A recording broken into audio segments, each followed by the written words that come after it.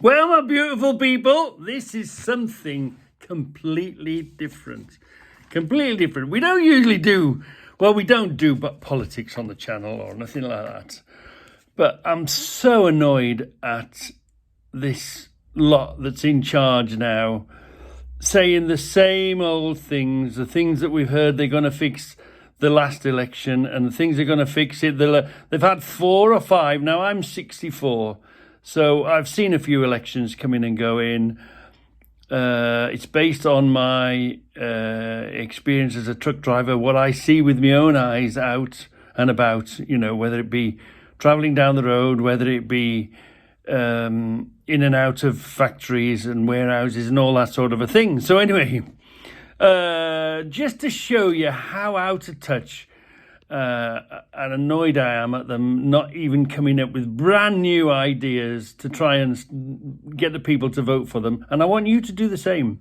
I want you, just for a bit of a fun, just to see how far it goes, I want you to pretend you are asking to be the Prime Minister and what are the 10 things you and your party would do. So it's going to be a bit long, so let's do this quick. I've written down 10 things. So if I was in charge, right? God help us if I was in charge. But if I was in charge and I was asking you to vote for the Reggy party and vote me the Prime Minister, well, these are the 10 things I'm going to go through. First is UK first. Second is immigration. Third is road tax. 4 is foreign aid, 5 is crime and punishment, 6 is tax cuts, how I deal with that, 7 is education, 8 is religion, 9 is minimum pay, and 10 is the death penalty. So I'm doing them in that order if you want to go backwards or forwards. So my first promise to the people is I would put UK first and UK interest first. And I'm talking about England, Ireland, Scotland and Wales. The UK as a whole, the United Kingdom, I would put United Kingdom first. Whatever is in the best interest of United Kingdom in whatever we do, that has to come first. The second is immigration. Now, most of the reason there was Brexit and this lot was voted in, but none of them are any good, but immigration was a big bite of that. Now, I'm not against immigration all on its own. If we can save somebody's life, if they're running away from being killed or if they're running away from a worse situation and they want to improve themselves, yeah. But rather than bring them over here, my big idea would be rather than bring them over here and feed them and keep them warm for nothing, they would have to go into a pool of labour. So for argument's sake, they would have to report to a council depot. So we know the council haven't got the people to do all the work. Now, to do all the work would cost a lot of money. But put each councilman to be a foreman and he would be in a group of 3 or 4. So the basic idea is you would have a councilman in charge down to the very lowest man to the highest man, and when the road sweeper comes along and he wants to sweep the road, well, you'd be one immigrant on a shovel, one immigrant on the brush, and one immigrant on, say, the sickle to clear the hedges and the footpaths. So we would have all these footpaths cleared and trimmed and looked after and all the streets cleaned and brushed. And it wouldn't cost us any more because the 3 men doing the same job, first of all, it's easier, first of all, it's quicker and it's better, isn't it? The old days, and I remember the day where you used to have a red flag in the bushes and there was a man with a sickle trimming the hedges. Well, you can do that again with the footpaths. It wouldn't cost them much fuel because you're sending the councilman there to do it, and it wouldn't cost them anything in labour because they're already getting their benefits or whatever, So anybody getting any money off the government, let's bypass all the poorly people. I'm not talking about poorly people, but the strong, willing and able those people should be put in a pool, and for their money they should do, even if they only do 20 hours, they should make themselves available. And what did they do in a previous life? We could use something like that. Were you a labourer? Were you a brickie? Were you a joiner? Were you a whatever, to help the councils do their job? Immigration, these dinky divers. Road tax. Road tax. What I would say about road tax is, why are we allowing cars on the road tax for nothing? And why are we having cars running around for £20 a year on road tax? And the state of the roads are ridiculous. Put the road tax, everybody pay the same road tax. Because, if you've got a big drinking car, drinks more fuel, obviously you're paying more tax in fuel.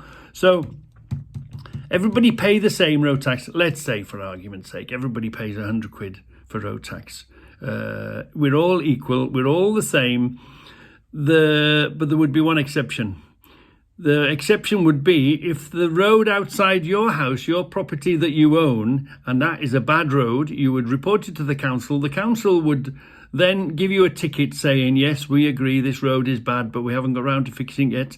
Then you would be exempt from tax. The only exemption from tax would be if there's a bloody big pothole or a road that's not up to standard outside the property that you live in.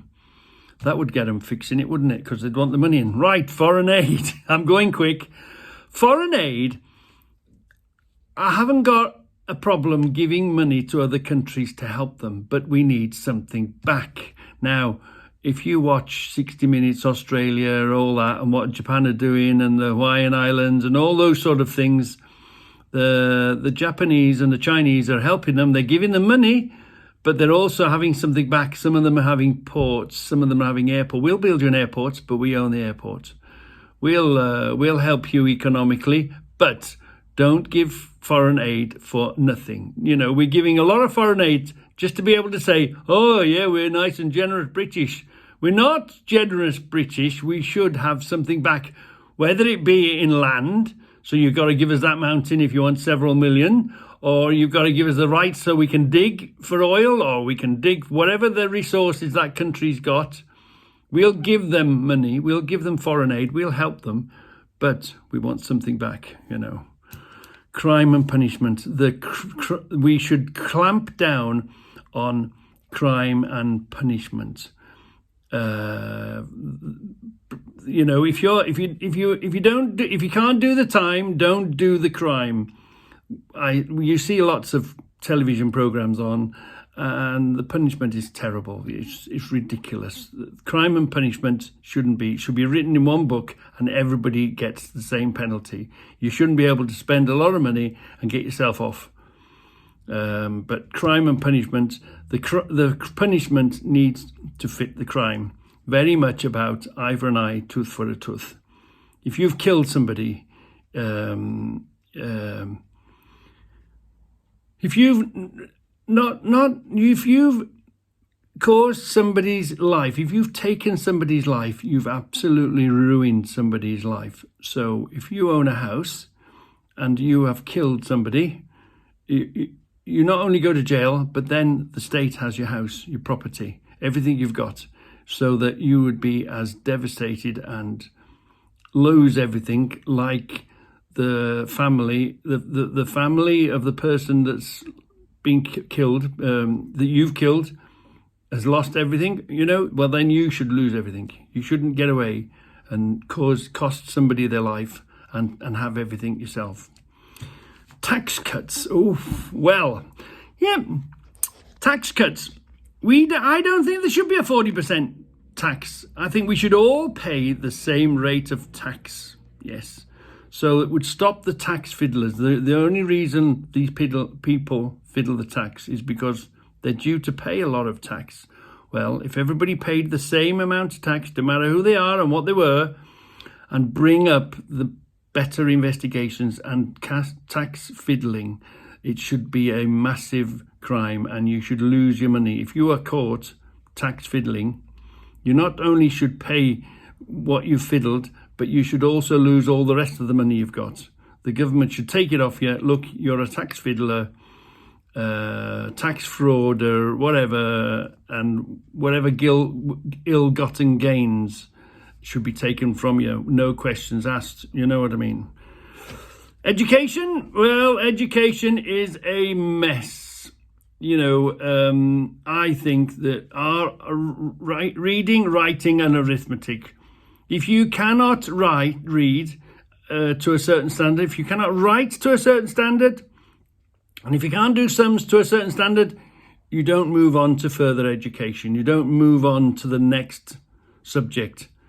There should be 5 or 6 subjects that you must be good at before you can take on some cockamamie course or take some other, course that they might offer. Because first of all, you can't read, you can't write, and you can't do sums.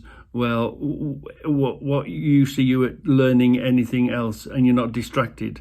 So we should educate our children, and if they're in school at 16, like I was, and can hardly read and hardly write, it is a question. Was it me? Was it my circumstances, or was it the school? Why did the school allow me to go through the school system and I can hardly read and write? Anyway, that one. Oh, religion. Yeah, next one's religion. I'm being as quick as I can. Religion should have each day. We have a country and we've got lots of religions. There shouldn't be you should have a day. We'll say if you're a Christian, for argument's sake, Christian, we'll say Sunday is the religious day. So on Sunday you can show your religion and you can go to church and you can do what you want to do. And other people do other religions on other days, but there can't be one religion over in another. So if there's a mosque, there must be a church, and the mosque should help to pay for the church. Or if you're in a place where there's a lot of churches and not enough other religions, then they should help do other religions. There should be an equal and level playing field in the area. You know, that's on religion. Minimum pay. Now, what my big idea on minimum pay is there should be a minimum pay. Okay, we accept that. I've just got to kill that phone call.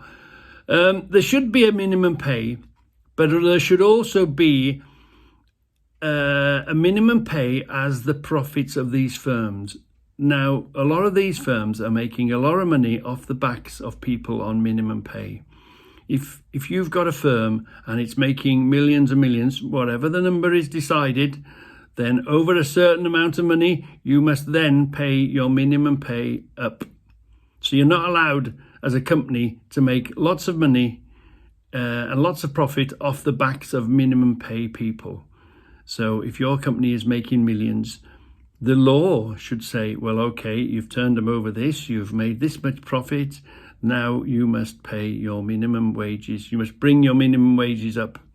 Yeah, so that would help the people work and let them move around and go, oh, this company made lots of profits, I'll work for them for minimum pay, because if they make a bit more profit, that means my minimum pay will go up. And death penalty, we all have different views, but I think certain circumstances, we should bring back the death penalty. Definitely. There are a lot of things going on, a lot of people living that shouldn't live. An eye for an eye, a tooth for a tooth. If you have deliberately gone out and forfeited somebody else's life, then you should automatically forfeit your life after due process. But none of this hanging on for years and years and years. You've got, say, 5 years. If I went out and shot somebody deliberately, then I've got 5 years to defend myself. If I can tell you that it wasn't me or whatever. And yeah, I agree, there are innocent people. There has been mistakes done. But I think it's a small price to pay losing. Just hope it's not you that's the innocent one that gets hung or electrocuted or had your head cut off. But I think the mistakes that have been done in the past is worth the cost of getting rid of these people that are still living and breathing. Bring back the death penalty. Yeah, so anyway, do on yourself, enjoy yourself, because that's what this YouTube is all about, enjoying yourself. And yeah, share and do whatever you do with this, eh? Right, bye now.